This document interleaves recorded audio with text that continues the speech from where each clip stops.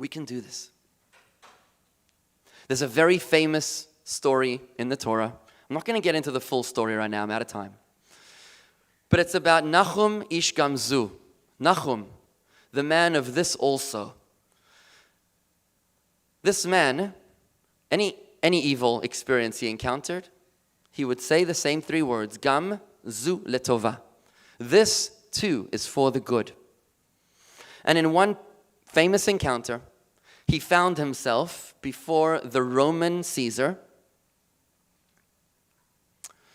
with what he thought was a chest of jewels. Unbeknownst to him, he had been robbed, and instead of jewels, it was a chest of earth. He was bringing a gift from the Jewish people to curry the favor of the emperor. You can only imagine that when the emperor opened the box, the chest, and found the earth, he was not impressed. Off to the gallows, ordered the emperor.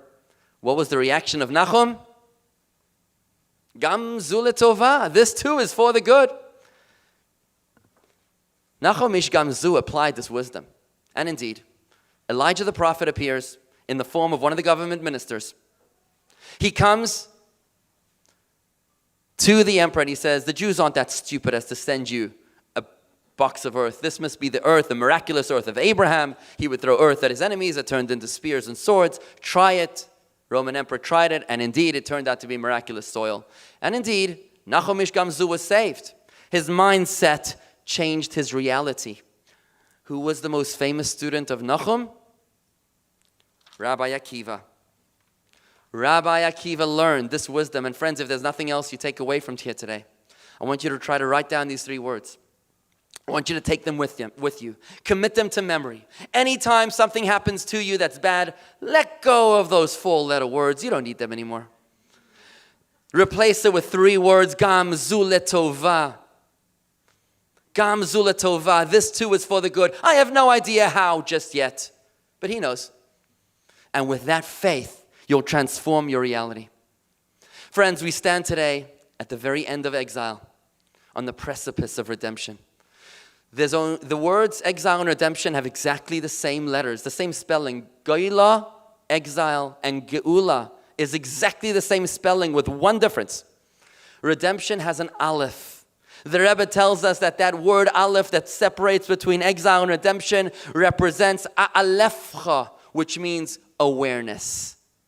The only difference between an exile mentality and a Mashiach mindset is our courage to believe, to become conscious, to rise to godly awareness. Remember that the only difference, the Rebbe tells us, I believe this was one of the great spiritual revolutions of our Rebbe, that our thoughts have the power to transform our reality. In that same talk of 1969, the Rebbe extends this idea also to money. He says, if you think you don't have enough money for the mitzvahs that you need to do, don't be afraid.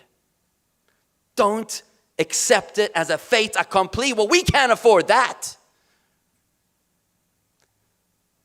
If you say you can, or if you say you can't, you're right. Your thoughts change your reality when you shift your mindset and you say, yes, we can. I'm not afraid of my snake. I'm not afraid of the communists. I'm not afraid of the Roman emperor.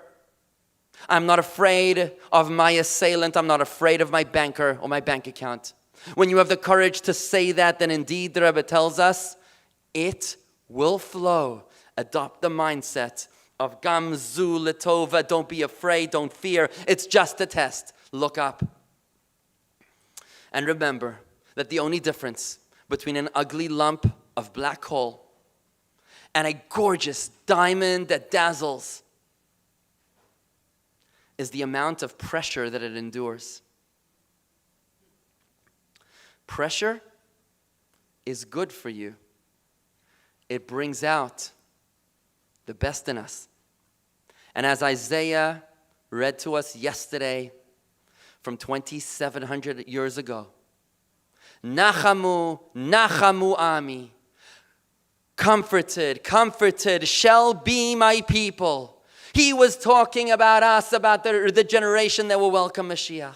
Just like Rabbi Akiva 2,000 years ago, whose colleagues told them, Nachamu, nichamtonu, nichamtonu, you have comforted us. You've given us the tools not only to handle the pain, but even the power to transform it. Isaiah empowers us with the same. The generation that will welcome the Mashiach will too have the courage to be able to face their fears, to stare their snake in the eye, to boldly approach their fears with the awareness, with the consciousness to transform it. I call upon us all to never again be afraid of the dark, because whenever you might feel like you're grappling in the darkness, when you feel like your world is caving in on you and you feel like you're being buried, you're actually being planted. Don't tell your God how big your problems are. Tell your problems how big your God is.